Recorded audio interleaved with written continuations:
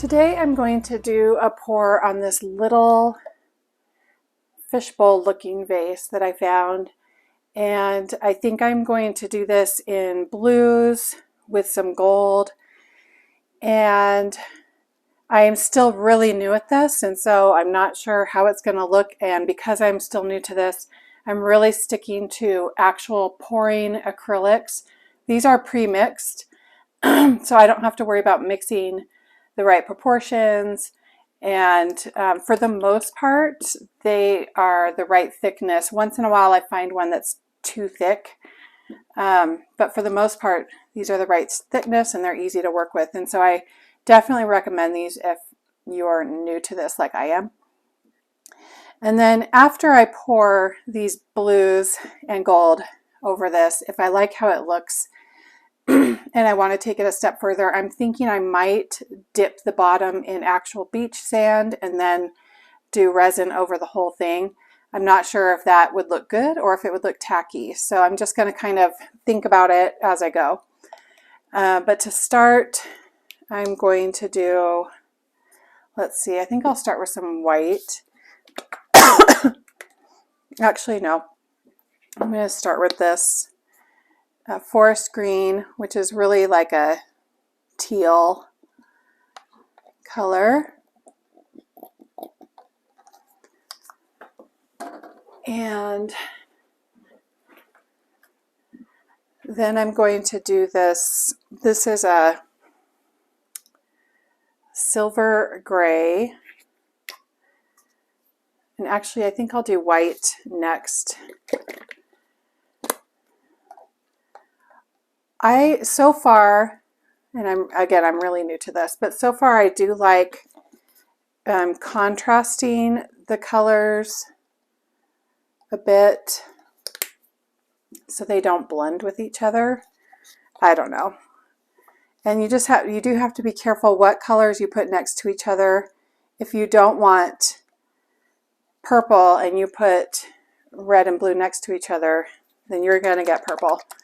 So you do have to be careful with that. And then another thing I've learned is that the first color that you put in is typically the last one out. And so you'll see the most of that. And so you just need to watch for that too. And you can just do like one layer of each of the colors, or you can go back and do more. It looks like I'm out of this forest green, just a little bit left.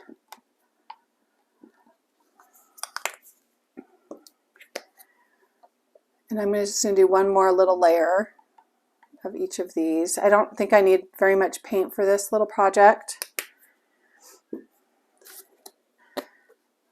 So I'm probably going to fill the cup just halfway.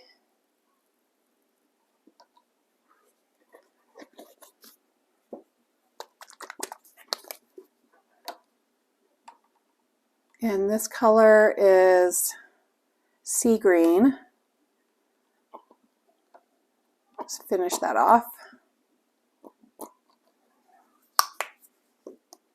And then this one is ultramarine blue, and actually put some gold in there. I just had a little bit of gold left from another project I was working on, so just want to use that all up.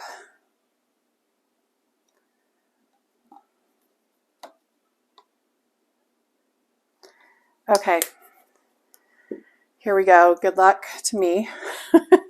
See how this looks.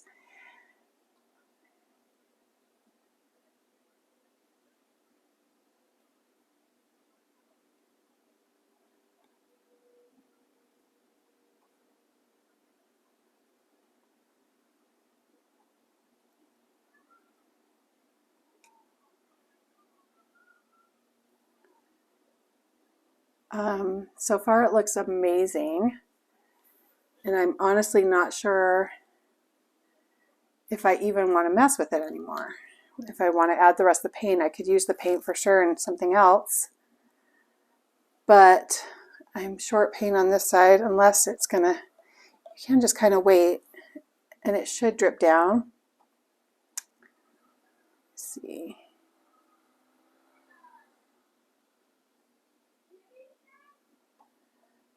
I don't know if you can hear all the noise outside. There's some neighborhood boys out mowing the lawn, and they make a lot of noise. It's kind of cute. They get really into it. Wow, I really love how this is looking, but it's not fully coming down on the side, so I'm just going to kind of blow it.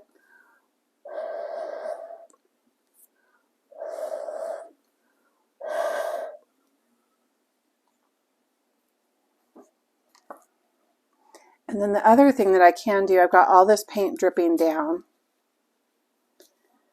and I can kind of scoop it right onto the place, and sometimes it looks like it just blends right in and other times it doesn't, but right now it's looking good, fortunately.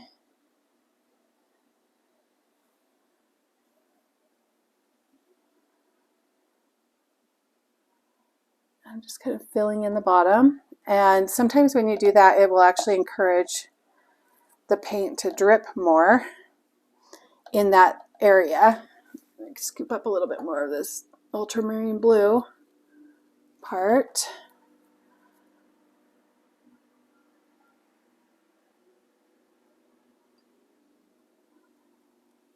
Oh my gosh, this is incredible. There is no way I'm going to add sand to this because it's already incredible. And if it keeps drying the way that it looks now, it's going to be my favorite thing ever.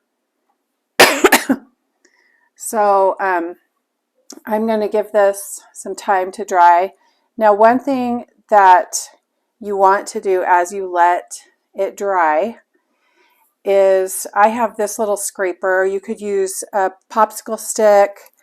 You could use your fingers and just go over the edges, check it like every 10 minutes, and just gently scrape the edges so that you don't have it dry with big drips.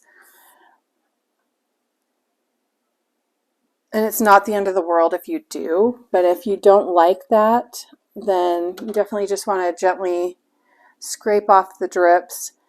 And I'm doing it right now. In fact, I'm gonna bring the camera down and show you what it looks like. Okay, so I'm scraping the edges right now, but really I should just wait because it is going to keep dripping. But here's what it looks like. I'm just taking the scraper like that, and I'll just wipe it off and just scrape those drips.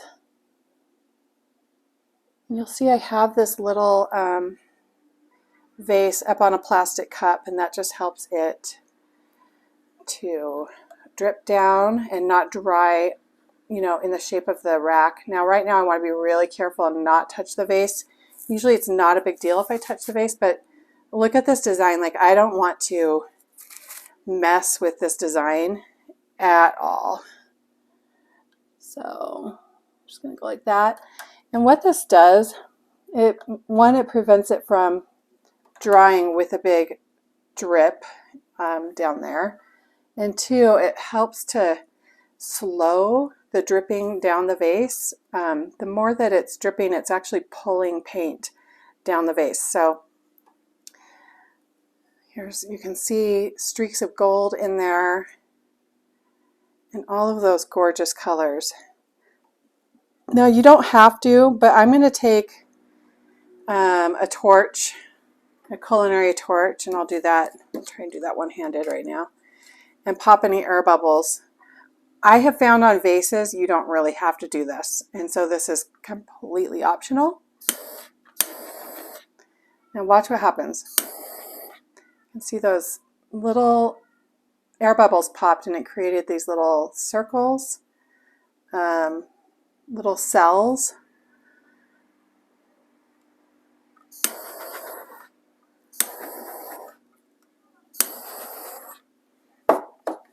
And if you don't like that, then definitely don't do this. And I don't want to do this so much that I'm actually drying the paint. This is just to pop the air bubbles. And you'll see it created, there you can see these little tiny, that's so close up that it's hard for me to even see with my naked eye, and the camera's catching those little tiny speckles that kind of creates. And the other thing that creates that I found is the gold paint. For some reason, it does tend to like break up a little bit, and I do like that look. But I found that silver and gold paint tends to do that a little bit more than anything else. It doesn't quite hold together. So anyways, that's what it's looking like, and I will come back when it's dry. Again, you can see it dripping down here. I am going to keep about every 10 minutes, I'll keep scraping the bottom and let it dry. And then I think I'm also I have a little bowl that I think I'll use the rest of the paint on and do that. And then I'll come back and show you. Okay, so I let this little globe vase dry, and I am in love with it. I do want to show a couple of things. I had some crazing on the back, which is these deep crevices right here. I think that might be because I had the ceiling fan on in this room, which would make the top dry faster than the paint underneath, and more paint does tend to gather on the bottom of the vase. I'm not worried about it at all because it's on the bottom of the vase, and so it's not going to be seen. Another thing is right here is where I accidentally touched it, and so you can actually see where I kind of glopped some paint back on. It's not very noticeable. I can notice it because I know exactly where it was. But I'm loving the color variation. I'm loving this deep blue and the gold. And I'm going to add some resin to it right now. So this is how, excuse me, this is how it looks when it's matted and dried. And then this was the second one that I did with the leftover paint. This is just a little dish that I got at the thrift store for like 50 cents. And I can use this as like a little ring dish, a ring bowl. And you can see the colors are completely different. This was the paint that was left in the cup after I did this. So it was just different colors that came out, a different mixture that was at the bottom of the cup. And so I really love how that looks. And so right now I will just create the resin, prepare the resin for both of them. I've been using for resin these little medicine cups, and for a small amount of resin, they seem to be the right measurement, but the crustier they get, I'll probably have to come up with something else. But for now, they're working fine. So this resin, I'm just mixing it. So this is, you mix 1 part to 1 part, equal parts of the 2 A and B parts of the resin. So I'm just putting this one in a cup. Get a little popsicle stick and scrape it out, because this A part is really goopy, really sticky, and it just doesn't want to come out if you don't help it. And then this is the B part. Let me put the cap back on the A. And this is a lot more liquid, but again, you're going to mix equal parts.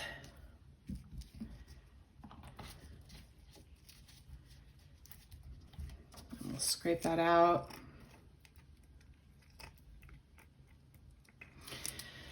Okay, and then the instructions ask you to mix this for about 60 seconds. So I will go ahead and do that and just speed this up for you.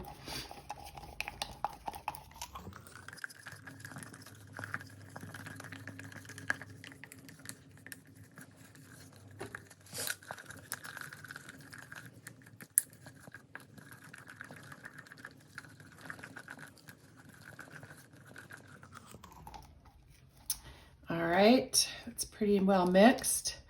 So now I'm going to first pour on this little globe vase. And what I do is I just pour a little bit on, and then I use my hands to smear it around.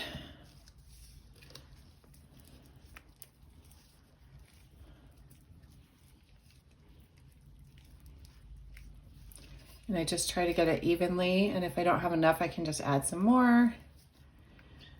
But just a nice even coat all around.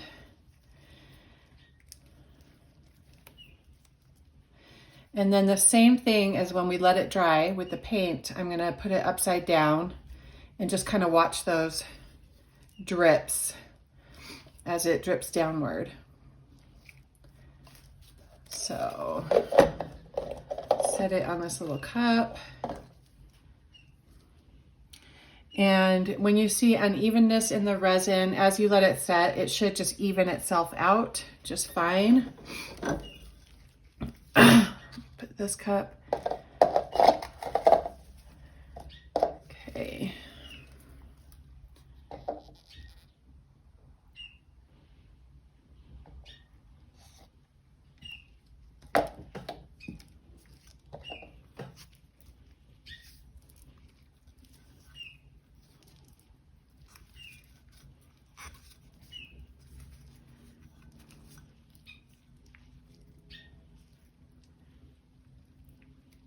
Okay, and then I want to make sure that I'm just kind of getting the lip of this bowl, and that's just my personal preference. I did get some paint on it, and so I want that paint to be covered with just a little layer of resin. And look at those colors just come right out. Just gorgeous. So again, I'm going to set it down, and we will let these dry. The instructions do say that you can spray it with rubbing alcohol. Again, I think I mentioned this earlier. I use like I want to say this is like 99% or 90 something percent rubbing alcohol. So I'll do this to show you. And what this will do is pop any air bubbles is what it's supposed to do.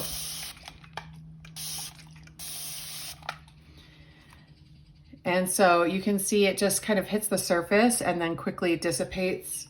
If you have a lower dilution of rubbing alcohol, it might affect the resin. It's recommended to use a really strong dilution of rubbing alcohol. And now as it begins dripping, I can already see it starting to drip off the sides. And so again, I'm going to check this every few minutes and just scrape it off. And I can see a place right here that I missed. So I'm going to just cover that, and then any excess will drip. And while I'm at it, I'm going to check around and make sure I got all of it.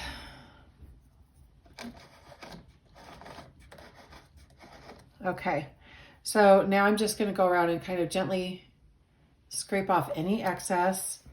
And I just use these puppy pads underneath for now, and any excess I just wipe right onto there, and then I'll just throw that away later on.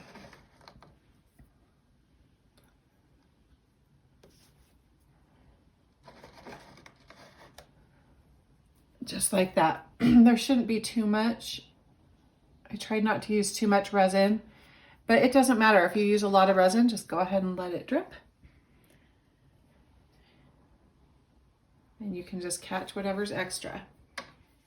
All right, so we'll just keep doing this, and then I'll come back and show you when it's finished. So here is the finished vase and the little bowl.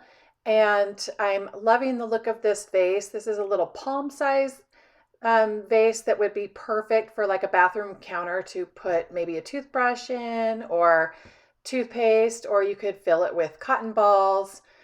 Be great for a dorm room or just any bathroom counter. It's just a nice compact size, which I love. Let's look closer at the colors. I'm loving the rich blues. You've got aqua and aquamarine or royal blue and gold. And you can see they deepened as when the paint was still wet, you had more white and pale blues, and they did blend together more, and you can see on the bottom of the vase it's more distinct, and then the paint pulled down the sides and it did blend together more, but it created this gorgeous like ocean vibe. Just if you've got a coastal look, just mixing all these blues like this is such a fun way to do it.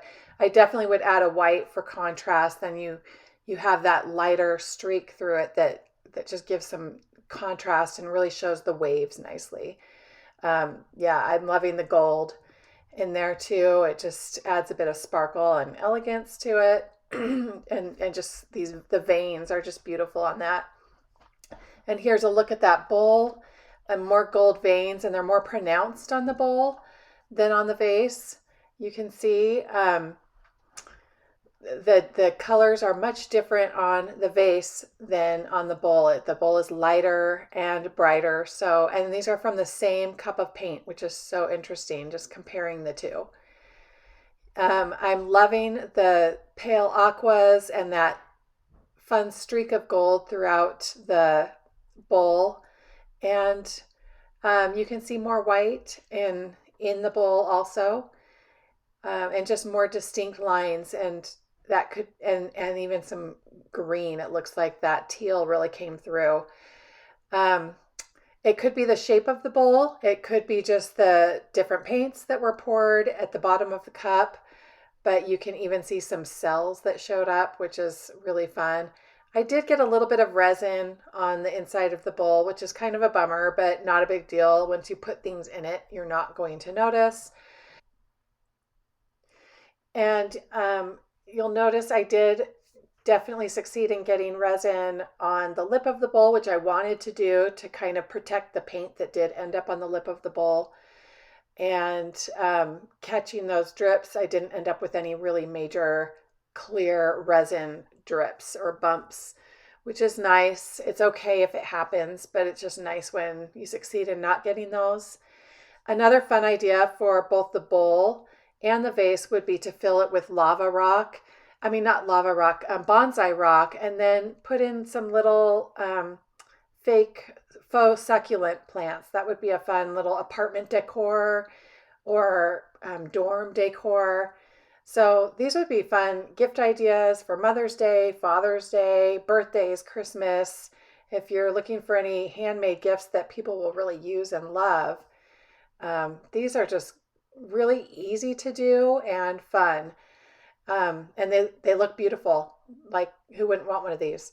So I'm completely in love with both of them.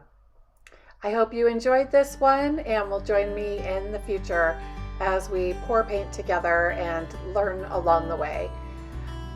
Again, thank you for joining me at Bayhill Studio, and have a great day.